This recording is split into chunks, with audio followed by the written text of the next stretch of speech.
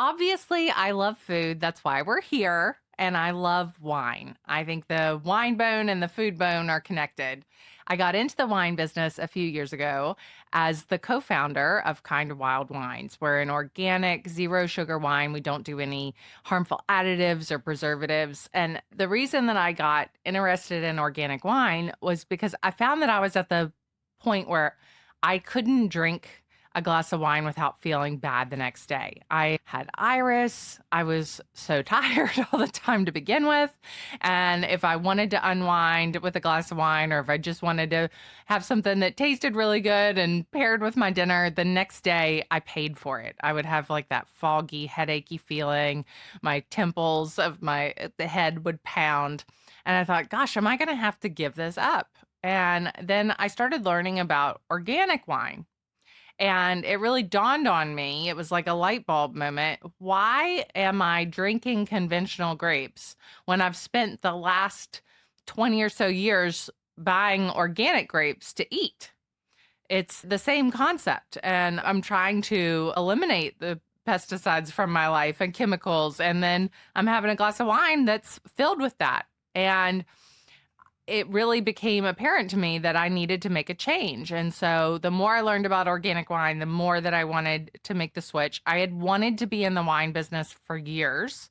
I had tried to find partners and I just never found one that I really clicked with and also that made a wine that tasted the way that I wanted it to taste. And then I met my co-founders, Jordan and Adam Sager. They're not only the co-founders of Kind of Wild, they're also the co-presidents of Wine Cellars, which is a premium importer of wines. So we met and just really hit it off. They had the same ideas that I held to be really important to me. And we also just really liked each other. They're like the kind of guys that I want to hang out with. And I really like their wives as well. So I love that we get to be in business together. So this is not a podcast commercial for Kind of Wild. This is about wine, how to pair it, and why I feel that it is so important to drink organic wine. So I really want them to explain how this works. I always get questions from people about how is it zero sugar?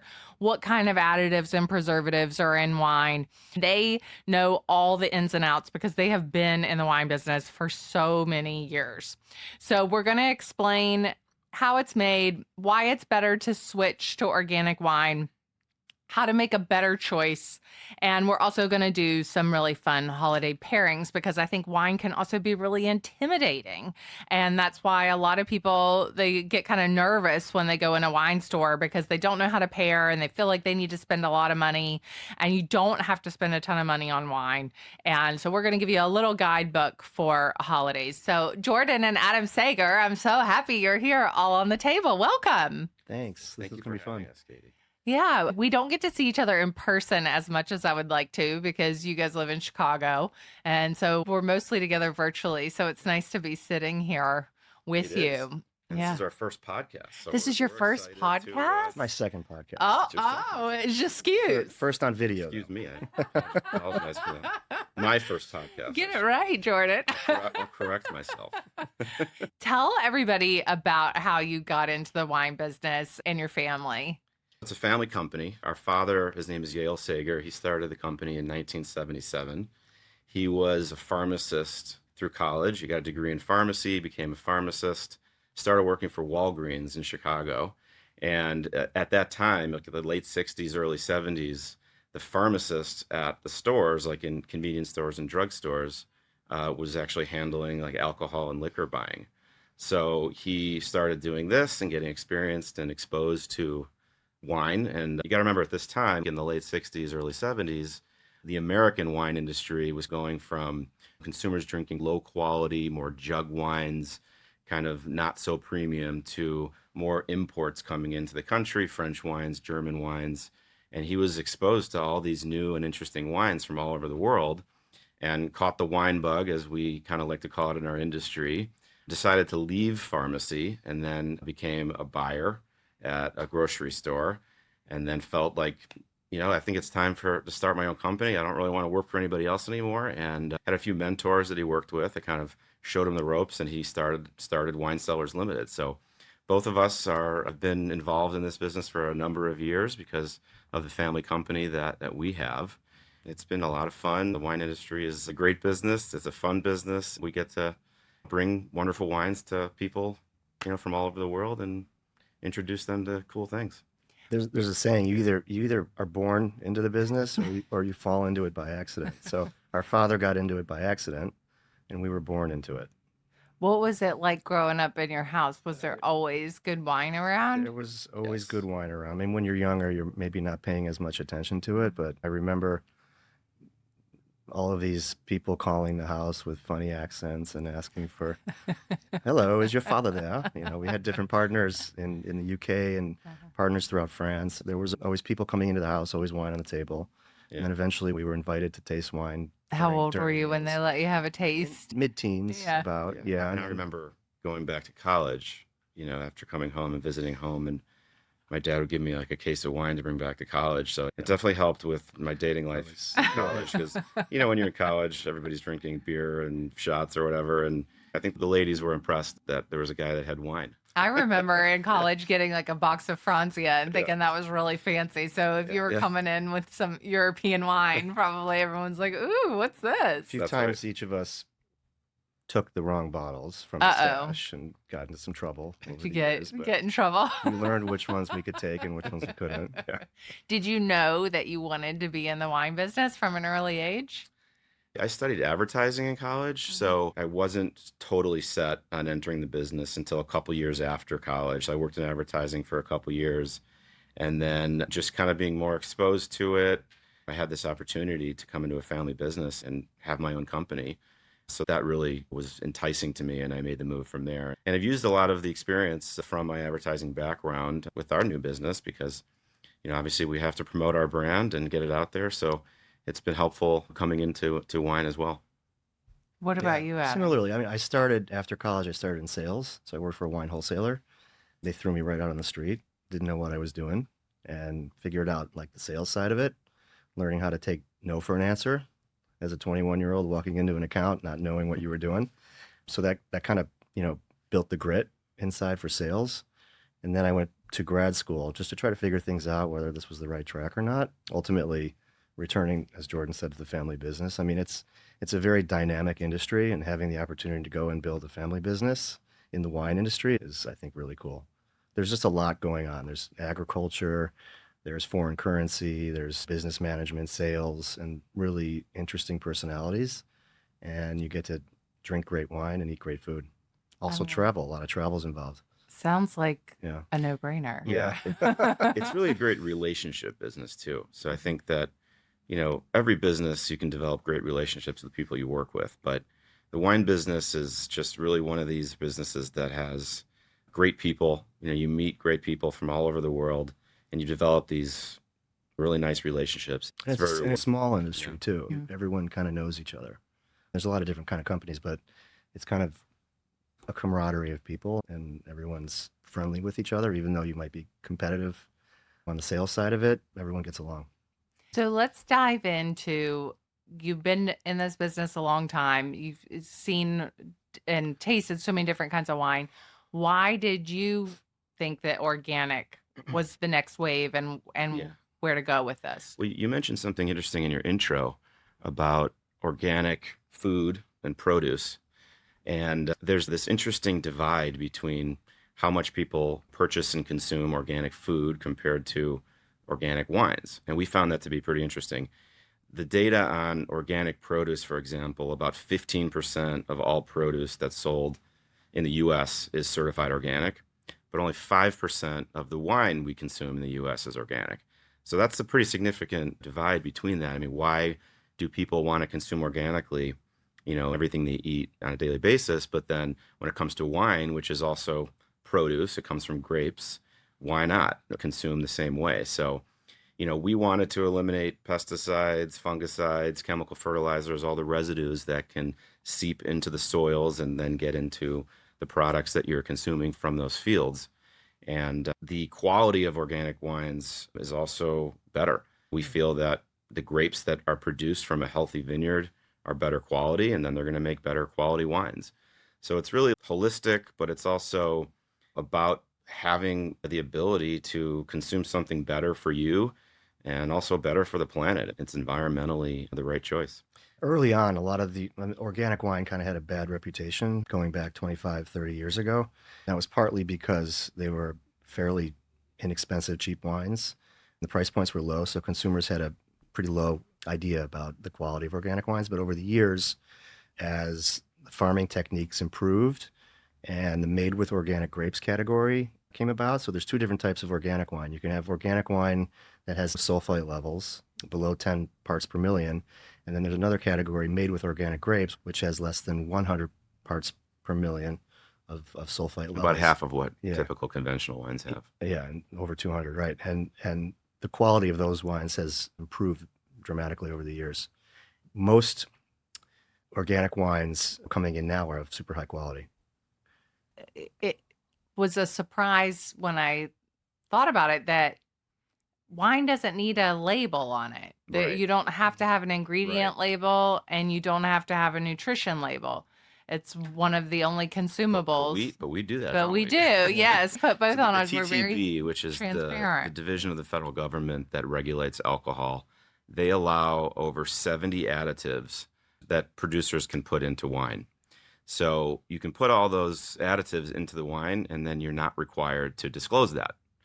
So with Kind of Wild, we've taken that, to the next step. Even though we're not required to show what we put in the wine, we list all of the ingredients in our wine, and we also have nutritional information on there. We list calories, carbs, and a couple other data points, in the nutritional set. We feel that we want to disclose as much as we, everything really about our wines, and transparency is very important to us. I think that there's going to be a push. The more people learn about this, the more that they're going to push to make it so that you have to have that label on there. Yeah. Let's talk about some of those additives. I have a list of them here.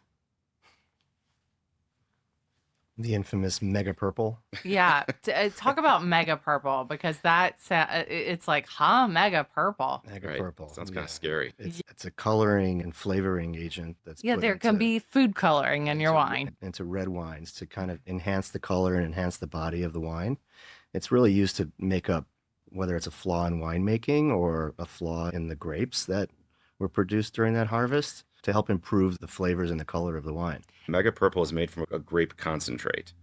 So, I know a lot of people don't want to consume products that have concentrates, but like what Adam said, it's really about masking, flavor or not having enough flavor and kind of create more flavor. So inherently the wine is not good enough. So you're not producing a wine, sourcing it from the right vineyards and the right grapes that is going to make a product that's good enough that you feel consumers are going to want. So you're putting additives in there, to make it appear better. And it's not necessarily cheap wine that has this. A lot of wines have it. A lot of wines have it. A lot of large brands have it. Because they get so big. How do you brand have the gets big, consistency? the brand gets big. They have to scale because there's consumer demand, and they can't produce the quality of wine in order to maintain the consumer interest in the brand. So they use additives and agents to improve the. And then some of the other ones, I can't even pronounce some of these. Oneocyanin. Mhm. That's another coloring agent. Right. Right? Cochineal extract carmine derived from insects. Yep. Other additives include Sugar is a big additive. Sugar is used a lot in industrial winemaking. The process of chaptalization. So if your grapes don't have the right ripeness level, which natural sugar in the grapes, they'll add sugar during the winemaking process in order to produce the alcohol level required for the wine. walk us through because people always ask me, how is your wine no sugar? Because there's sugar in grapes. So how do you have a zero sugar wine? Yeah, so obviously sugar is in grapes, like you said, and then wine becomes wine when that sugar is fermented into alcohol. So depending on how much sugar is in the grapes when they're picked, that's called Brix, is the amount of sugar in there. It'll either give you a wine that's low alcohol or high alcohol if it's fermenting fully. When that fermentation is complete, the residual sugar, which is the term for the sugar that's left in the wine after fermentation, typically is very low, like between 0.5 typically and 1.5 grams per liter of sugar. So when that happens, you've fermented fully, and you can have zero sugar wine because it's all gone. So when you see labels like ours that say zero sugar, that means that it's less than 0.5 grams of sugar per serving, like per glass, essentially. So about a 5-ounce glass of wine Which is a has good no pour. no Yeah. detectable sugar in it because it's all converted into alcohol Mhm. during fermentation. Now, other producers, conventional producers, a lot of wines you might find at the grocery store will stop fermentation early to keep it sweeter. Like they might not let that fermentation complete fully. You could add sugar as an additive to wine as well. So, sweeter wines will have that. And we like to drink dry wines. We like wines that are lower calorie, zero sugar, and better for you. And all of our wines are dry in style, but really full in flavor and interesting and stylistically, really balanced. Yeah, I'm not into a sweet wine. I want something that's like bone dry. And It's better with and food, right? yeah, it's better with food. I feel differently with drinking organic wine. Like since I've made the switch, even when I go out, I don't even necessarily like to have a glass of wine because it's not worth it to me to feel bad. I am the type now that's always bringing my own wine to when I go to a friend's. It's like I'm being nice, bringing a host gift of kind of Right. wild, but really it's self-serving because I want to be able to drink and feel okay. But like I think about the concentration of the the additives, but also the pesticides, any of the chemicals, when you concentrate it in the grapes and Right. then drink it, like you're getting a lot in there, and then the added sugar and the way that that feels. Yeah. Like the older we get, the harder it gets. I mean, like Yeah. everything, the older we get, the harder it gets. But I that was what I found so much for me, and I think your body is just working harder to try to eliminate this. So, it's Yeah. got to go through your liver. You got to work hard to get rid Yeah, I of mean, all it's of it. moderation. I mean, Mhm. typically with our wines, we don't consider ourselves low alcohol wines, but they're moderate alcohol wines. They're still table wines that have a moderate alcohol. And what we mean by that, all of our wines range between around 11%, topping out at 14. We don't go above 14%. Whereas a lot of commercial wines are like, pushing 15, 16%. Right. You have a couple glasses of that, you're going to feel it the next Oh, day. yeah. No, look at the label for the Yeah. percentage, the ABV, Mhm. because that's going to make a real difference in how you feel the next day. And go for that between, I don't like to go above like 13.5%. Yep. When I see 14, I'm like, ooh, I'm only going to have one glass of that. And ours, I think, which one of ours is the highest? The Malbec? Yeah, the Malbec and the Malbec. Pinot Noir And now. Related to the 13.6, Yeah, right? it's just Yeah. related Yeah. to the Just under region 14, because it's so- a very high altitude region. Yeah. But that's related to the ripeness level of the grapes, so it's going to produce a little slightly higher alcohol. Yeah, It it's Still tend not to be a bad. little higher. Yeah. Our Yeah, whites still are not bad. our whites are Lower. all mainly between 11 and 13. And so is that part of the reason when people say, "Oh, I can't drink red wine, it makes me feel bad," is it because red typically has a higher ABV? It could be a little bit of that, but it's also the grape skins and so when you make red wine, the winemakers are macerating those skins to get the color out of the skins. There's histamines in the skins, and some people react to histamines. So, like wine headaches and hangovers that come from drinking a lot of wine, typically red wine, most people feel those effects from red wines. They could have a histamine allergy. I think there's been some studies that have shown that histamines can kind of mess with the serotonin in the brain and could lead to the body reacting different ways. Or it could be you've drank too much. Of Well, you We got don't it. want to hear that. Of a high Always alcohol. hydrate while you're It having was wine. our Always fault. hydrate. Yeah. Or the alcohol level and the sugar. And you mix And the sugar and additives we talked alcohol, about, it's going yeah. to cause a headache. So if you're drinking a lower Additives. sugar wine, a slightly lower alcohol wine, and you keep it in moderation, you should wake up fresh the next The morning. moderation part's Yeah. the hardest, isn't Yeah. it? I always go if I know that we're gonna have a long night and I have people over. Of course, I'm drinking a lot of water, but I go for our sparkling, the kind of wild Yeah. sparkling, because Mm. that's The only lowest alcohol. 11% alcohol. Speaking of additives and things that make you feel bad, there's a lot of misinformation about sulfites. And people will say, like, when I go to Europe and I drink wine, I don't feel bad because they don't have sulfites. But That's not anything true. that's Yeah. fermented has sulfites. So Yeah, can you it's a explain? natural byproduct. Sulfites. Europe, Europe is very strong in organic farming, made with organic grapes, especially. So they're likely drinking wine that's farmed, their grapes are farmed organically. It may not be certified on the label, but the growers are practicing this way. And so the wines are naturally produced with lower sulfite levels because of the farming techniques in Europe. Europe has been producing grapes grown organically for a long Well, I time. think part of the issue where kind of this misconception of sulfites being really bad for you or causing headaches or whatever is that we mentioned that there's over 70 additives that the TTB allows in wine. The only one that you have to disclose is sulfites. So every wine label that has sulfites has to say contains sulfites. And that's because about 1% of the population is allergic. So it's an allergen. So it's only 1% of people who are truly allergic And that to does not sulfites. manifest in headaches typically. It typically manifests in like respiratory reactions. Now, sulfur is natural. It comes in on the grape skins on the vineyard when you bring in the grapes, and it's in every wine. So there is no wine that has 0.0% or sulfites in it. It's always got some in there. We add a little bit, and we add that because of the shelf stability that is required for our wines. We're shipping, all over the country, cold weather, hot weather, and a little bit of that sulfur that we add is helping, to have that stability in transit. But again, organic wines have to be less than 100 parts per million. Ours are typically like in the 50 to 70 parts per million, so extremely low.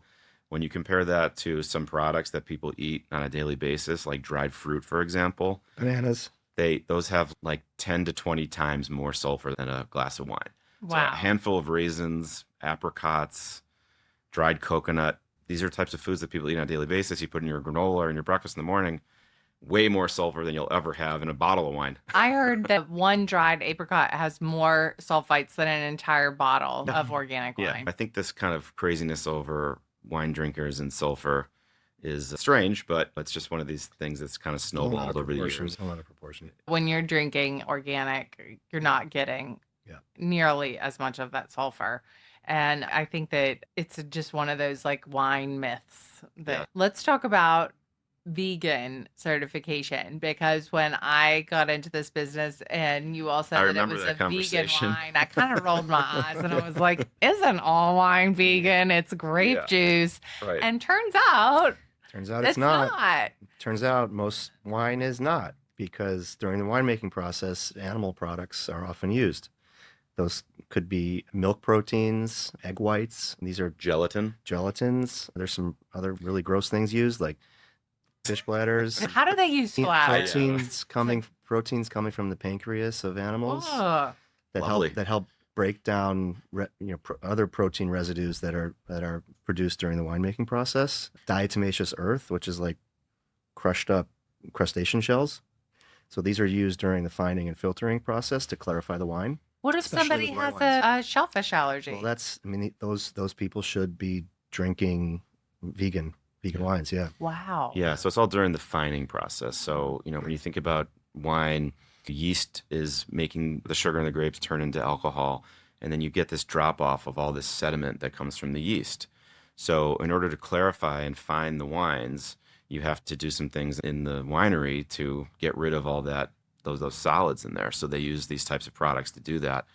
You don't need to use those products. You can rack, which is a winemaking term where you move the wine off of all those solids on the bottom of the tank into a new tank. So you're just kind of continuously racking is the term, where you're moving the wine off of the solids and it gets more clarified that way.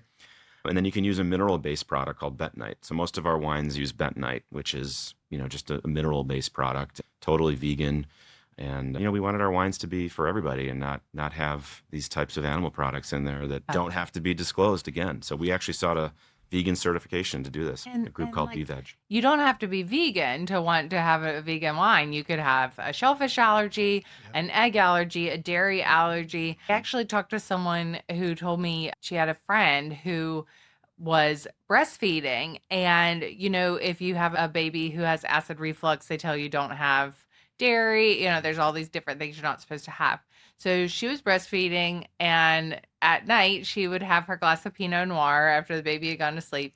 And she couldn't figure out why they were still having the acid reflux problem. And when she went through it with her doctor, they figured out that the Pinot Noir she was drinking had been processed through dairy. Oh my God. And that was the issue that That's was still unbelievable. causing the acid reflux. Yeah. It's really interesting. Yeah. It doesn't necessarily make better wine, filtering and fining through a vegan process. But for these people who are sensitive, to have different allergies for different Yeah, things, there's a they lot should to really think pay attention about. to that. Yeah. And for me, it's like I would rather just know, like, you can get kind of wild and all the boxes are checked and got it's like Everything's disclosed. organic, zero sugar, vegan, Right. none of those harmful additives And or preservatives. 1% for the planet. That's We're right. donating money to environmental causes. We're very much about healthier soils, make healthier grapes, which makes healthier wine, which makes healthier people. I have always felt like, I love comfort food. That's like my thing. And to be truly comforted by my food, I want to know where it comes from, how it was raised, how it got to my plate, and will it be better for the future to come. And that's why I like to eat organic food. That's why I like to shop at a farmer's market. I grew up eating food that was local. I always felt truly comforted by my food because I knew where it came from. And now I feel that way when it comes to wine. I want to know how it got to my plate.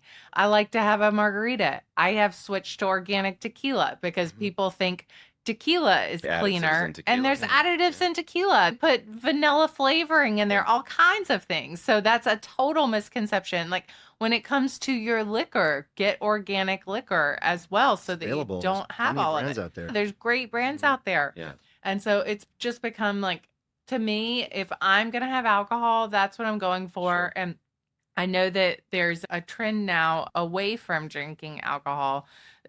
That's never going to happen for me. Like, I like to have wine, I like to have a cocktail, but I want to make a better choice. Right. Just like I'm never giving up junk food completely.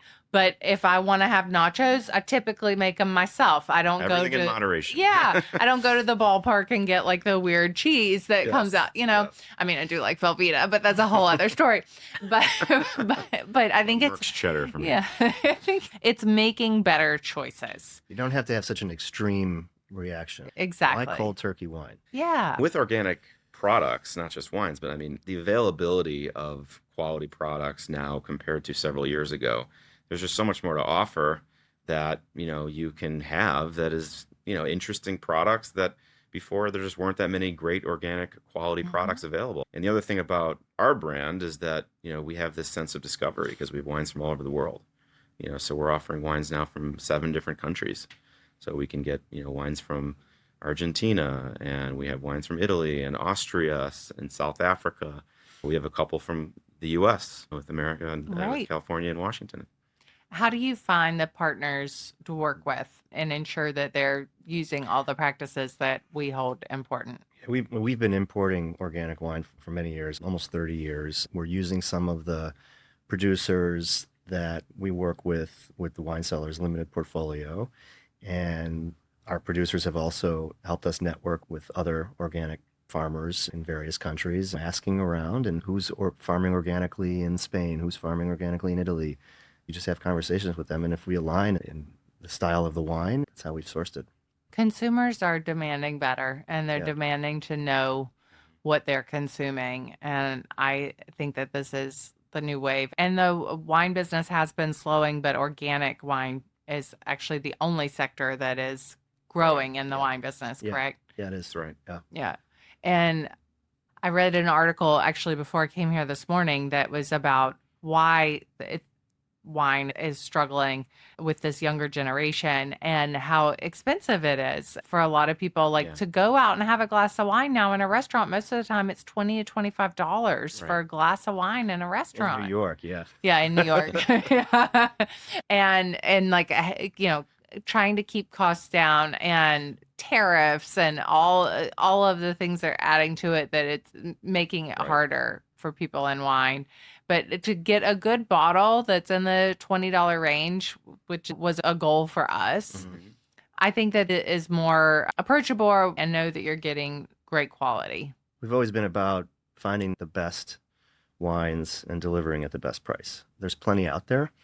It doesn't have to be, $70, $80, $100 a bottle. You can get something that's in the $20 bottle range, and it's really good quality. So somebody loves drinking wine, but they don't know much about it. They feel a little intimidated going into their local wine store. What are questions that when someone's going in to buy a bottle that they can ask to the person working there at the wine store to help guide them to find what they want. And it can be intimidating, like to try a drink of wine and be like, I don't know if there's pear in there. I don't know if it smells like cocoa. So, what are some ways that people can make themselves feel more confident when they go into that wine store? Which style-wise, do you prefer white wine or do you prefer red wine? If you prefer white wine, you have to think about, do you like a lighter, crisper style of wine? Do you like a more sweet flavor to the wine? Or do you like a full body experience? And then that would lead you to which variety, would express that flavor profile. And what Same would thing be for the reds. lighter varieties? Lighter varieties would be like Pinot Grigio, Sauvignon Blanc. To moving to the more full-bodied versions would be Chardonnay. And then how much oak is used in the wine definitely adds to the richness and fullness of the wine. So you have the big buttery Chardonnay crowd, which is a full-bodied white wine with a lot of oak. That's not me. That's not you prefer Like a your lighter. Italian crisp white Yeah, wines. yeah. And I like yeah, our Chardonnay though. I don't think yeah. it's too full. It just has a Medium little, style. Yeah, bit. that's the Yeah. only Happy Chardonnay medium. Ryan and I can agree on Yeah. because he likes the really big ones, Yeah. and to me, like those almost He likes taste. the butter bombs. Yeah, it's like thick in my mouth now. Although he said now that he actually is skewing away from it because he's gotten so used to having zero sugar Right. with right. Kind of Wild that it's hard for him Yeah, now. because the heavy oak aging also brings in more sweetness. Yeah. So, you get sweetness from the oak. And tannins, and that could lead to headaches as well. With like a big, rich, buttery, sweet Chardonnay, that could lead to headaches. Yeah.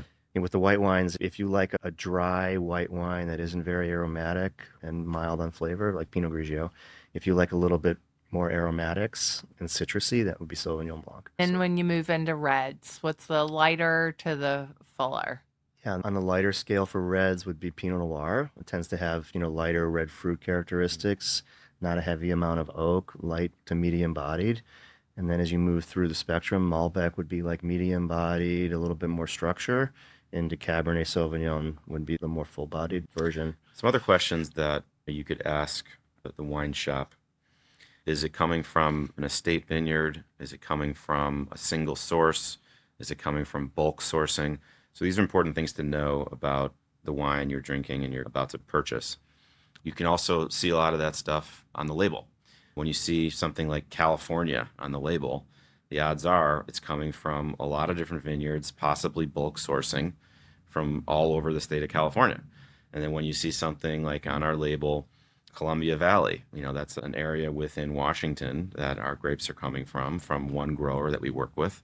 So when you're a shop owner and you're buying wines and you learn about the wines, typically they know exactly where those wines are coming from, how they're sourced, what vineyard they came from. And it's always a good idea to kind of know where they come from and is it a single source or is it just coming from all over the place? And you're better off having that single source, Definitely. getting higher Single quality source, with. yeah, or as specific as you can get. Yeah. And then what about words like tannins? And somebody says, oh, it's heavy tannins. Like, what is that taste that they're getting at? Typically associated with bitterness. Mm-hmm. Yeah, or like a chalky kind of feel in your mouth, and that's coming from the grape skins, or sometimes the oak, but typically it's coming from the grape skins. So let's play a little speed round of what to pair for your holiday table because this is also intimidating for people of what wines to serve. I usually, around the holidays, I always stock up and have a case of white, a case of rosé, a case of red, a case of sparkling. Yep. I mean, now that I always have lots of cases of wine around now. Now it's kind of wild, so I'm lucky for that. But that was always my thing because I never wanted to run out. I'd rather at the beginning of the holiday season load up. It's like taking one thing off your plate. And you were mixing of having to cases, worry or, about. or you pick No, one I like to have type- like my one house type? white, my Yeah. house rosé, my Yeah. house red. Gotcha. And then it's all there. And if you're having a dinner, you're drinking the same thing the whole night. You're not switching things up. Mhm. And I like to get something that is easy to pair. So something that's like a friendly. Yeah. So if you were going to have a house white, house rosé, house red. Sauvignon Blanc is always a crowd pleaser, I think. And, there's different kinds of Sauvignon Blanc, but in general, if you pick a universally appealing Sauvignon Blanc, everybody will like it. Or an Italian white, typically everyone likes, with some crispness, a little bit of aromatics, fruit, well balanced. I would stay away from oak on a white wine, because sometimes you get a crowd that doesn't like oak at all, or And what about for a red? Yeah, I would stay with Italy and go with a Montepulciano or a Chianti. Those Yeah. usually are Or a Barbera. crowd-pleasing Those reds, are, yeah. easy to drink, Mhm. medium style. Those are Yeah, easy to pair with yeah. food as Yeah. well. Okay, what are we pairing with our turkey? I would go the Pinot because, it's going to go with the turkey for sure. Turkey's it's a white meat. Pinot's generally good with white meat, with chicken and pork and turkey. And I think all of the sides that come with the turkey, those flavors would pair nicely with Pinot. What about you, Jordan? Montepulciano. Again, Mm. yeah, that's one of these wines that goes with just about everything, and it's just well suited for all the things on the table during Thanksgiving. I'm gonna say the rosé Rosé. All right. because I want something cold Yeah. with Thanksgiving. I don't know why. Like I want a cold wine with Balance the hot Thanksgiving. food, is Yeah, that? it's like Yeah. all the hot, heavy food. Like Yeah. everything's so heavy. So I want the rosé because it does have a little bit more in there. It's got like Yeah. the fruitiness, everything. But I want that little bit of acidic moment to cut Mhm, through all mhm. the fat that we're having at the table. Right. And the rosé just feels like a fresh moment. Like when I used to always make roasted Brussels sprouts, and I made the switch probably like 6 years ago. I started making a Brussels sprout salad because I just needed something to brighten up the plate. I feel the same way with the wine. I need a little bright moment. What's the gravy like? The gravy is thick and rich. So it makes sense then, yeah. And extra gravy. You can never have too much gravy, in my opinion. All right. You are making a ham. What kind of wine would you have with a ham? Gruner. I Mm. think our Gruner Veltliner would be best suited for Yeah. What baked tell roasted. everybody what a Gruner is because that's a wine actually when I go do wine pourings and I serve the Mhm. Gruner Veltliner, Yeah. people always go, I don't know what that What is is. Gruner? And then they taste it and that's what they buy. Gruner comes from Austria. Like Riesling is to Germany, Gruner Veltliner is to Austria. It's their main white grape there. It's a little similar to like a Sauvignon Blanc or a Pinot Grigio in the way that it's pretty crisp and light, but it also has really good acidity and it has a characteristic of white pepper, which is always kind of talked about. Like it has this essence of white pepper that comes out. It's not only great for ham dishes, like we just mentioned, but it tends to be a great pairing for certain vegetables that nothing else goes with, like Brussels sprouts or asparagus. Mm. So like those are usually very difficult to pair with, and it goes great with that. And spicy foods like Thai food, different types of Asian cuisine, great for Gruner. You Yeah. could make an argument that the Gruner would go with the turkey dinner could, too, yeah. because of all the vegetable sides. Yeah. Yeah. What he explained is like a contrast pairing because of the crispness and the pepperiness of the white wine goes with the saltiness and the fattiness of the ham. Or you can go with a complementary flavor. There's two different ways to pair wine. What would be your complementary to the ham? That might be the Pinot Noir again. Kind of savory and fruity. A good Red wine, reason that the lighter, Pinot yeah. Noir is a good house Yeah, wine to have. It really is, yeah. I don't- love our There's Pinot not a Noir lot of so people that much. don't like Pinot. That's like my go-to. You could also go with the cava with the ham as Oh, well. a sparkling with ham would be Sparkling. delicious. Ooh, I want a ham. Okay, you're making a prime rib. Prime rib, you're going Cabernet. to go cab, yeah. Yeah. Cab. More so Whatever than the most- Malbec? Yeah, whatever the most think so. full-bodied, structured red wine would be, yeah. I would go Cabernet. Yeah, bigger style, That's your a steak little more wine. muscle to it, Yep. more Bigger, tannin, bolder. a little bit. See, I made the prime rib last year and I did our Malbec with it and it Okay. was great. Mm. I thought it was delicious. Okay, you're making salmon Mhm. for your holiday dinner. Typically, Pinot Noir is a great wine for salmon.